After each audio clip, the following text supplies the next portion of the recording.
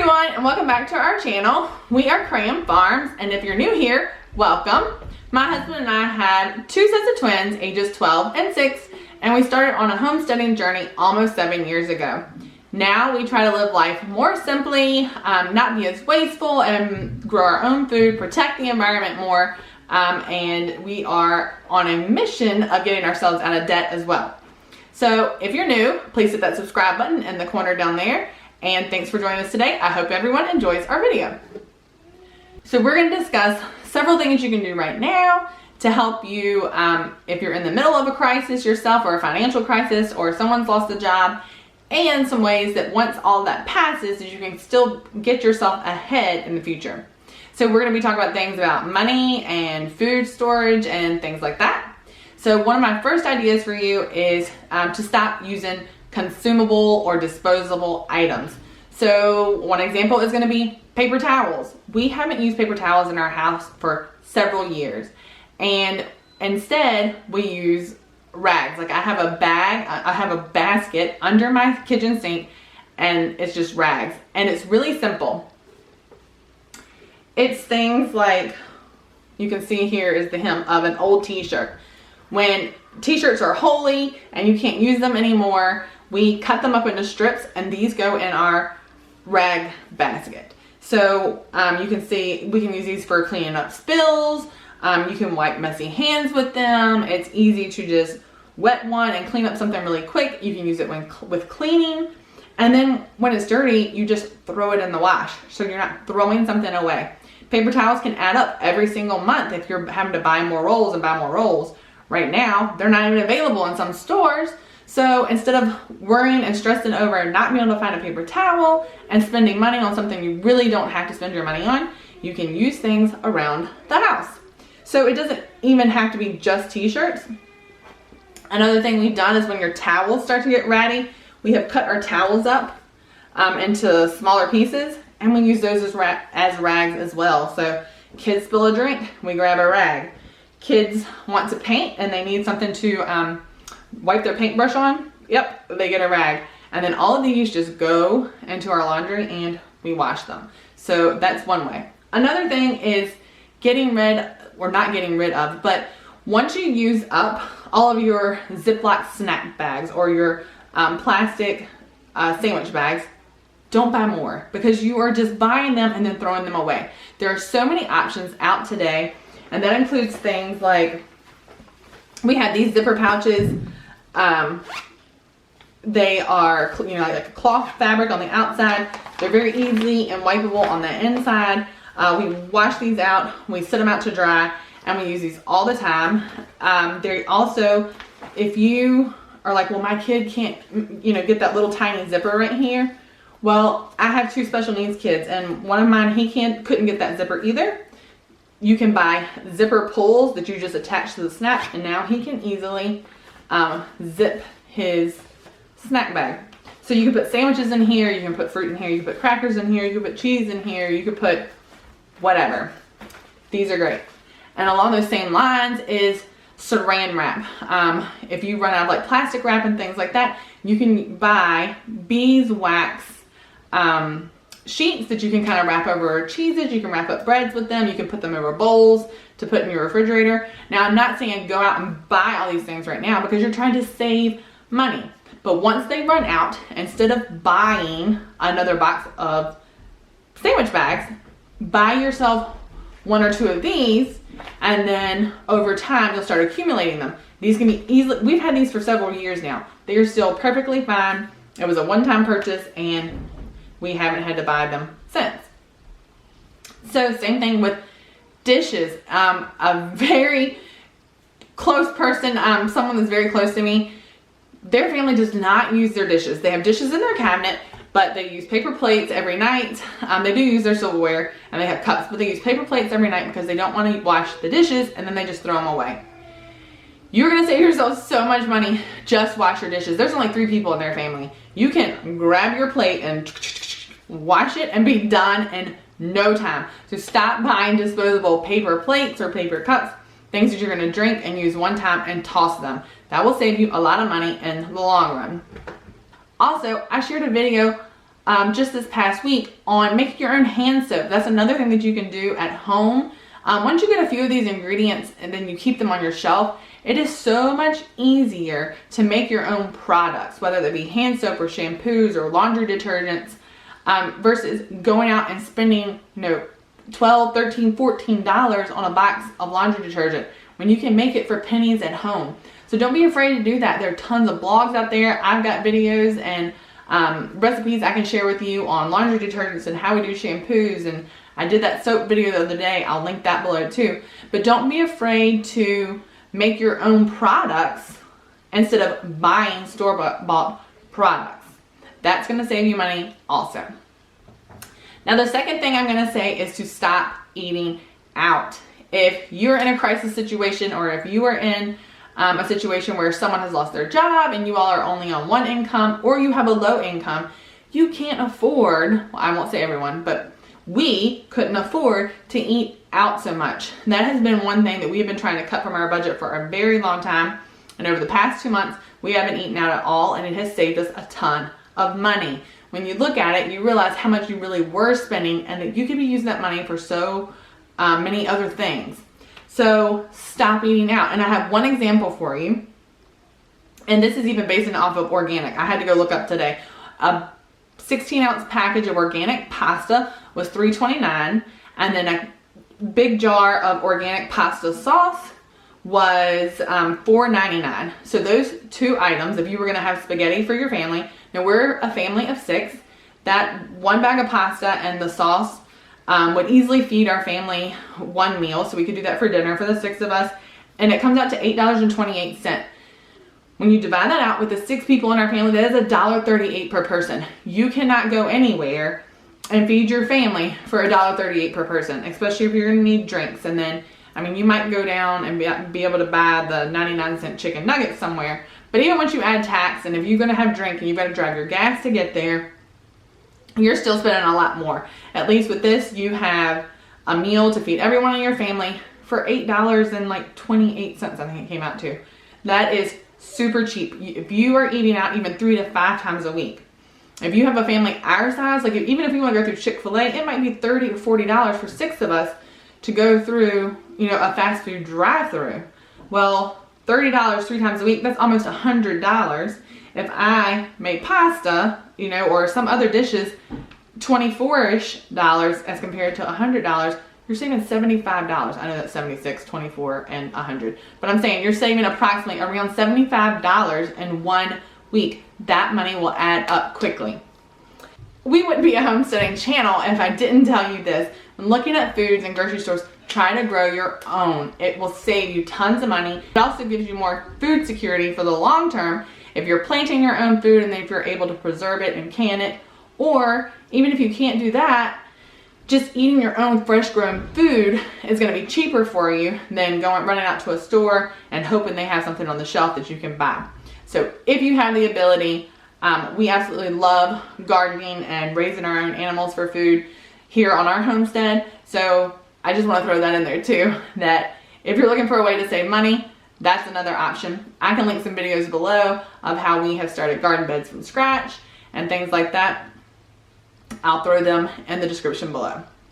My next tip is to take the money that you were saving. So if you were laid off of your job, so now you're not driving to work every day, and maybe before you were taking kids to daycare and you're not doing that now either, so you're saving money on gas, you're saving money on childcare.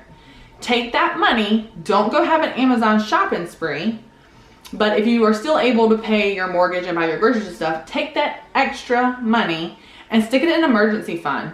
Because if times are unsettled and you don't know when you might get back to a job, or if things are different than what they used to be for you on income, or the price of things are going up and you're just in an unstable and unsettled time, put that money in an emergency fund to help get you through. That way you have some liquid assets available that you can get to really quickly if you need to. And then once things kind of settle out and you are kind of back to where you're comfortable and everything's going great, you can then take that money at that point and put towards debt, or leave it in your emergency fund so that you're prepared if you have something like this happen in the future. My other suggestion is going to be to only buy those things that are essential right now. If everybody is in a time of crisis and everyone around you is going to the store for toilet paper, or everyone's going and they're clearing the shelves of all the canned goods, when you go to the store, buy what you can get. But don't buy 20 packs of toilet paper when you go. For one, other people need those. But you're going to be paying a lot more if you're stocking up on all this on these items now versus just buying what you need to get yourself through, and then once everything balances out and things come back to normal and everyone's not running out to buy every can of tomatoes on the shelf, then you're gonna be able to start seeing things go on sale more regularly, and you can pick up a few extra cans to help you get ahead. Now that's gonna bring me to my point of getting ahead and getting prepared for the next time this were to happen, or the next time someone might lose their job, or if you work in a seasonal position, this will help you be more prepared for those times. If you go to the store and things are on sale and you're buying a can of tomatoes, then pick up 2 extra cans of tomatoes. And then in the next 3 months, when things go on sale again, pick up 2 more cans of tomatoes. So that you are gradually stockpiling these things so that you have a little extra on hand for a rainy day. Now the same thing will go with things like meats. You know, if meats are on sale, buy an extra pack or 2 and stick them in your freezer. Pay attention season-wise. Ice cream's gonna go on sale in the summers. Hot dogs and things like that will go on sale when, like Memorial Day, 4th of July, things like that are going on. So pay attention to your sales, and if you can pick up an extra pack of 2 or something, stick it in your freezer, then so you have it, and so you will start being more prepared for the times that you may have a fluctuating income. My other thing to go along with that is to buy in bulk. There are so many places. There's things like Azure Standard where you can buy in bulk and you can get deliveries. Depending on your area, there are other companies that do this same type of bulk buying programs. If you have Amish stores near you, that is where we have been buying a lot of our bulk stuff in the past. You can get a 50-pound bag of sugar. You can get a 50-pound bag of flour, rice, beans, dried beans, things like that. And you can stock up on those so that you have a steady supply. We cook from scratch, and having those things on hand is how we cook. So we need those all the time anyway. So if you buy a couple of bags and all along, you can have a pretty good stockpile so that no matter what happens, whether it's a budget thing or supplies get low, you're gonna have a pretty good supply stuck back just from buying in bulk all along. So I know that's not something you might be able to do right now if you just lost a job, but once you get through that point of everyone gets back, you get back to work and your income is more stable, think about stocking up on things like that that you will need at home. I know there have been times here lately where people haven't been able to find yeast to make bread, and there's not bread in the stores and they can't find flour. If you already have, you know, a 50-pound bag of flour that you regularly buy, you're probably still going to have that 50-pound bag or a good portion of it available. If things start going out in the store, you should already have yeast available if you're buying in bulk versus just buying a little can of yeast you can find in the store, or the little packets of yeast you find in the store. If you buy in bulk all along, you won't be finding yourself in this position where you need things right then. That also leads me to, if you are buying what everyone else needs at the moment, you're going to be paying more. I may have said this previously, but if you are going to buy flour and there's no flour on the shelves, when flour comes back in stock,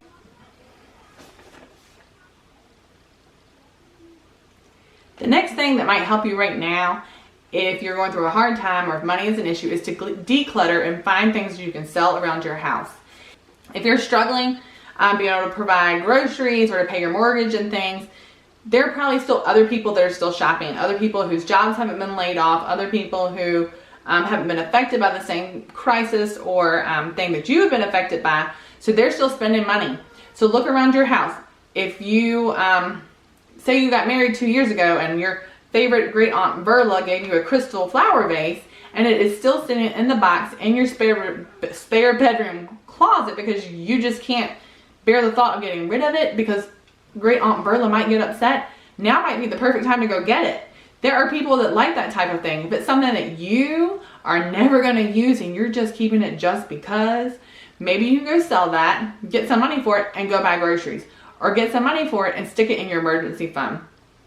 There are things right now that you can, there are probably tons of things. I know I have tons of things in my house that we aren't always using that I can go through. I can do a quick declutter, list some things for sale. There are places like Facebook Marketplace. People have garage sales. You can do yard sales, and get rid of these things, make some money for yourself that will help you and your family.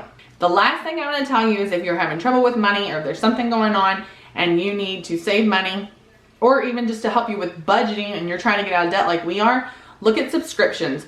What are subscriptions that you subscribe to and you have forgotten about? Do you do a meal plan service and you don't really use it that much? Oh, I forgot to cancel that. Do you have a membership to somewhere that you're not using, like a gym? Go and cancel those. That will save you money every single month. Also, look at things like cable. We haven't had cable or satellite where we live. We haven't had satellite in probably 3 or 4 years. It got to the point where we just didn't watch it. So we have a Netflix account and that's it. Our kids don't really watch that much TV. We don't really encourage it. If you do, that's completely, that's, you do you. But we don't watch it. So we were paying like, $50, $60 a month for a service that we weren't really using. So getting rid of that and just switching to the cheapest Netflix account, or some people can even put antennas on their houses depending on where you live. You then have a much cheaper option for TV. So look at things like that. Look at telephone. If you have house phones, some people don't even have house phones anymore. They just use their cell phones. So if that's the case and you're still paying for a house phone bill every single month, look at cutting that. That will save you money too. If you're going through a hard time right now, I think there are tons of ways that you can look at the things you're using around your house, and don't necessarily go out and purchase something else. Purchase something else to replace that thing, like when I was talking about disposables, but wait until you've used that item up and then replace it with an option that is not disposable. That's going to help you in the long run to save money.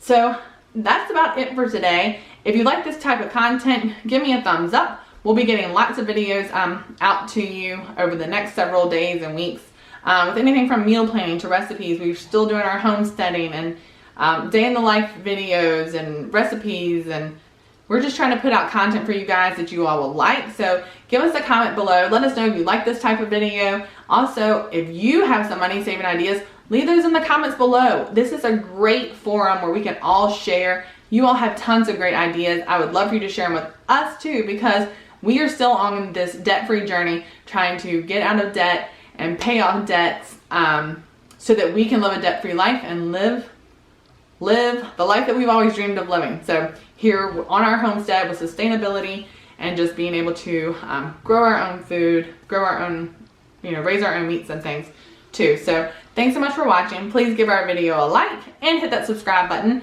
and we'll see you all next time right here at Cram Farms.